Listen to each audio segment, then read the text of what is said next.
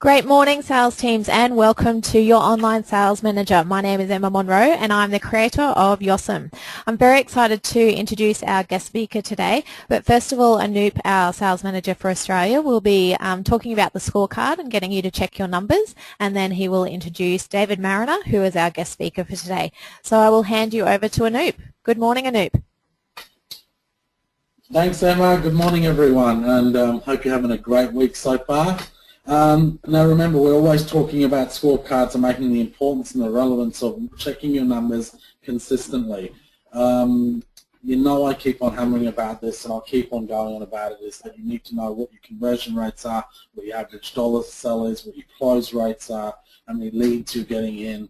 That all sets a precedent on how to set your scene to where you want to go, rather than just shooting in the dark. And that's what you tend to do if you're just driving around just going, I don't know why we're not closing enough sales. Well, start reviewing your numbers, and that'll start to give you some really added advantage over your competition, because I'll guarantee you 80 to 90% of salespeople out there do not look at their numbers. And how do I know this? Well, managing a number of different sales teams, a lot of them will just wait for their targets to be released, and at the end of the month see how close they got to target, and they went, okay, whatever, and then go ahead. If they were doing well, they'd go, great, I pat myself on the back. If they were doing bad, they'd just get annoyed and just carry on doing the same thing.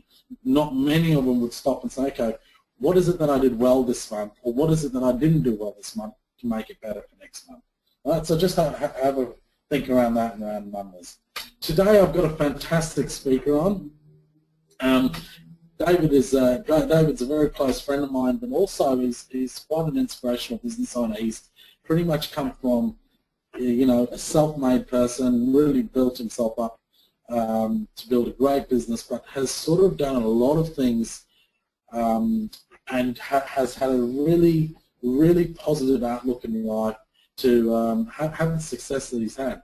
You know, from working overseas in the UK to coming back and starting his own business, having a number of failures, and then still building it and still moving forward. David's going to be here to share with us his successes, his failures, and his sales journey along the way. David, welcome online. It's great to have you this morning. Thanks, Anoop, and I'm humbled by that intro, but it's a pleasure to be here. And how are everyone out there too? Yeah. Right. Now, David, do you want to give us a bit of a background on your company, where you're from, what you've done? Sure. I guess a background on me and what's led me to build the business that I've built is, if you asked me what I wanted to do when I was 5, besides being perhaps a fighter pilot or a Formula One driver, I still have those aspirations. I would have said I wanted to be a business owner. So the sort of entrepreneurial streak or the interest in business started at a very early age, and I think by the age of 8 I had a business fixing kids' toys in the neighbourhood. It typically involved putting a bit of oil on a plastic wheel or something, but it wasn't terribly sophisticated, but I still made a few dollars out of that. And then, cheekily enough, I progressed into selling cigarettes in the schoolyard. That was a short-lived business venture. Yeah, I can see why. In all seriousness, though, when I left university, having studied economics, my first role was working as a technical account manager, or a technical education account manager, for a company called Digital, which are now Hewlett-Packard. And right. I've always had an interest in technology as well. So that role really introduced some sales discipline to me.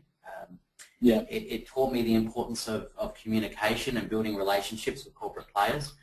I remember as a 21-year-old, I found myself in the boardroom of places such as Bankers Trust and even BHP, pitching to them about technical education programs that would be, you know, up to $500,000 in size, and doing that right. solo.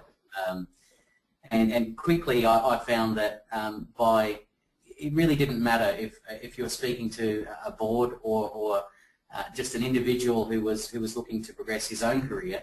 You know, people are people. It's just about being able to relate to them and making sure what you're offering to them is relevant to their needs. So I was lucky enough to have a very good sales manager, and she treated people individually. She recognised their individual strengths. For me, I was motivated, even though money was certainly important. No matter how many dollars I put in my pocket, I'd spend them all anyway. I was in my early 20s, and so for me, flexibility and time was my motivator. So once I hit my target each month, then I typically did that with about working 50% of the month or less. Then effectively I went on to what was called flexi time or Dave time. So she really knew how to work me to get those results. And look, from there, I met some great people who were trainers and whatnot, and we started a technology company. And we founded a company called Brennan IT. Some of you may have heard of that business. I think they have a $200 million turnover at the moment, and they probably have 150 or so techs out in the field. We founded that, and we grew that from nothing to something very significant in a few years. And then I decided it was time for me to get into business by myself. So I started a software development house, and I started selling back to those corporates and people that I built those relationships with. So the old motto of never burning a bridge certainly applies. You never know when you're going to call upon your networks to offer them, to do business with them once more. So it's always good to have that, protect your reputation. And then I found I got a little bit bored by technology, and I realised that the one thing that I had been doing for most of my career at this point was being self-employed, being a contractor, if you like, and having that whole risk-reward proposition being very real for me. If I didn't get up out of bed in the morning, and if I didn't commit myself and give myself discipline to to make sales and to deliver outcomes to customers, then I wouldn't be able to feed myself. So I was self-reliant and independent for a long time. And I thought what I would do is get into a marketplace where we could become advocates for independent contracting and help other people be their own business people, and help businesses engage their workforce as independent contractors to really motivate people, by their own outcomes rather than reward people for time. I'm all about rewarding people for outcomes and assisting them to achieve better outcomes.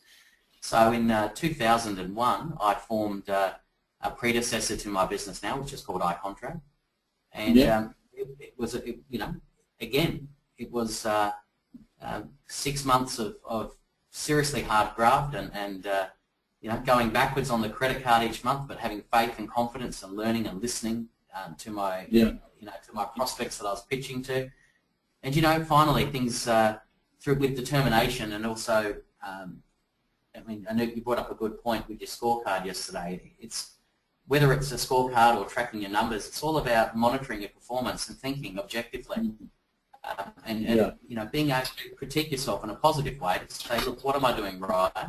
What's not being received so well, and how can I refine what I do?